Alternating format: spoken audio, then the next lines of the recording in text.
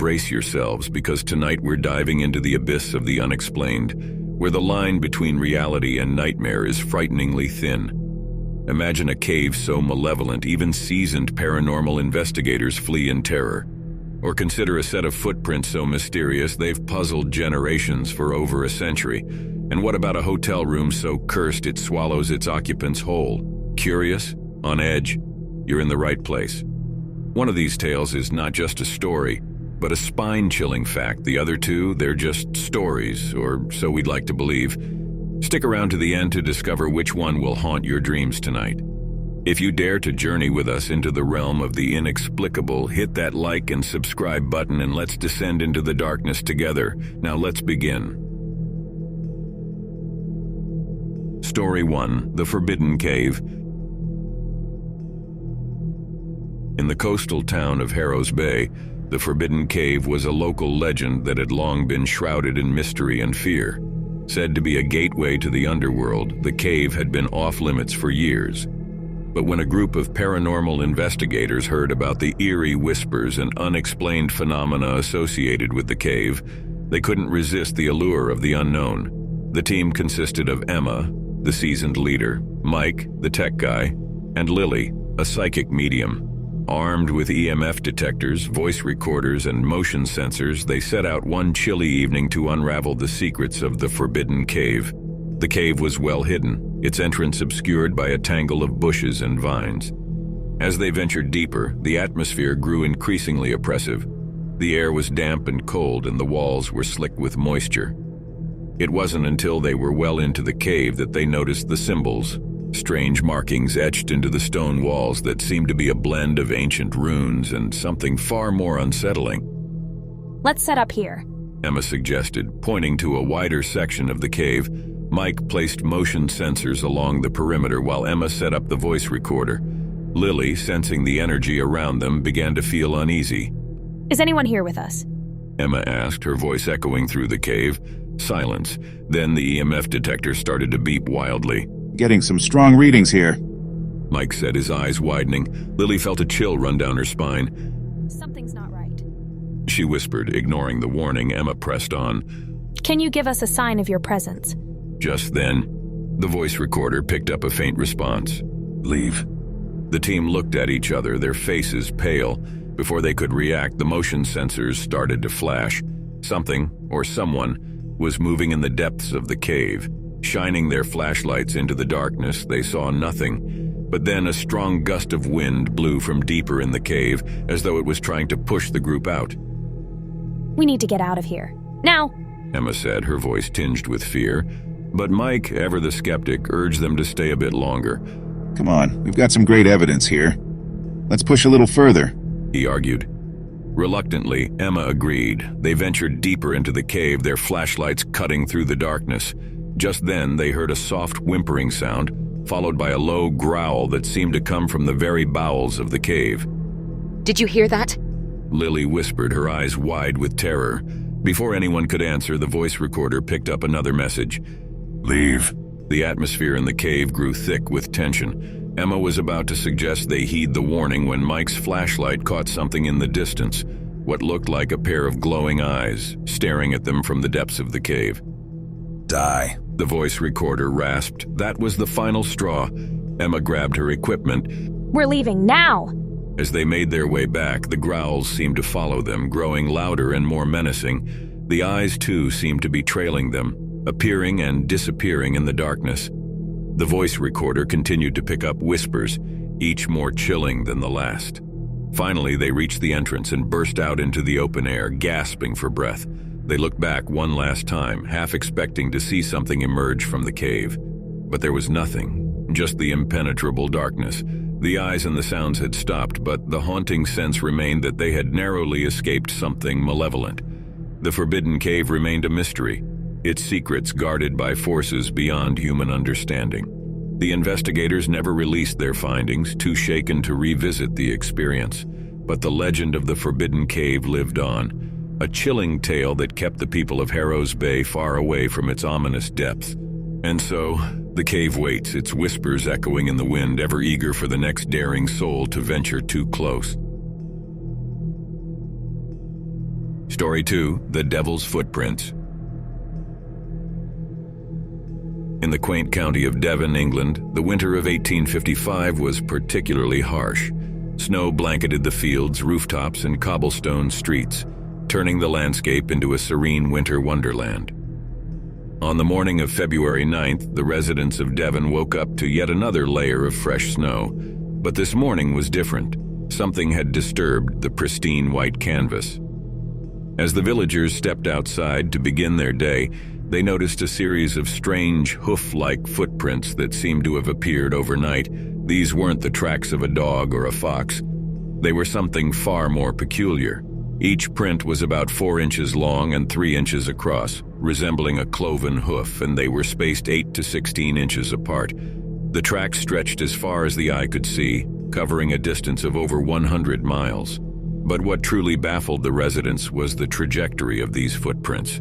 They didn't just traverse through fields and over roads. These tracks scaled garden walls, meandered over rooftops, and even crossed rivers. It was as if the creature responsible had defied the laws of physics. The tracks seemed to enter and exit various homes, passing through walls and locked gates, as if they were mere illusions. The villagers were gripped by a growing sense of dread. Whispers turned into debates, and debates turned into theories. Some speculated that perhaps a new exotic animal had escaped from a private collection, while others suggested a more supernatural explanation. The tracks were so precise, so deliberate, that they seemed almost machine-like. Yet no machine of that era could traverse such varied terrain. As the sun began to set, the theories took a darker turn. The local clergy suggested that these were no ordinary footprints. They were the devil's footprints, a sign that Satan himself had wandered through Devon. The churches filled to the brim as people sought divine protection. Families huddled together, clutching crosses and prayer books, as night fell upon the terrified county. Days turned into weeks and weeks into months, but the mystery remained unsolved. Investigations were conducted and countless theories were proposed, but none could adequately explain the phenomena.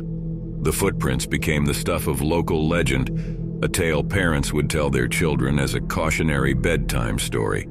Years later, the incident would inspire books, documentaries, and even academic papers, but the Devil's Footprints of Devon remain an unsolved mystery to this day. The villagers never forgot that fateful winter morning and the unsettling feeling that they were not alone, that something inexplicable and possibly malevolent had visited them, lingered for generations. So if you ever find yourself in Devon, especially on a snowy winter night, take a moment to look at the ground beneath your feet. You might just find a set of hoof-like prints leading off into the distance, and you'll be left to wonder, just like the residents of 1855, what unknown entity left those marks and where it might be now. Story 3, The Haunting of Room 13. The Grand Oak Hotel was a charming, if somewhat dated establishment that had stood in the small coastal town for over a century. Locals and tourists alike spoke highly of its hospitality, but there was one topic that was usually avoided: the mysterious Room 13. For as long as anyone could remember, Room 13 had been off limits. Even the most seasoned staff members avoided it, crossing themselves whenever they passed by its locked door. Rumors swirled that it was haunted, cursed, or both. The hotel management never offered an explanation, and the room remained unoccupied, its door always locked.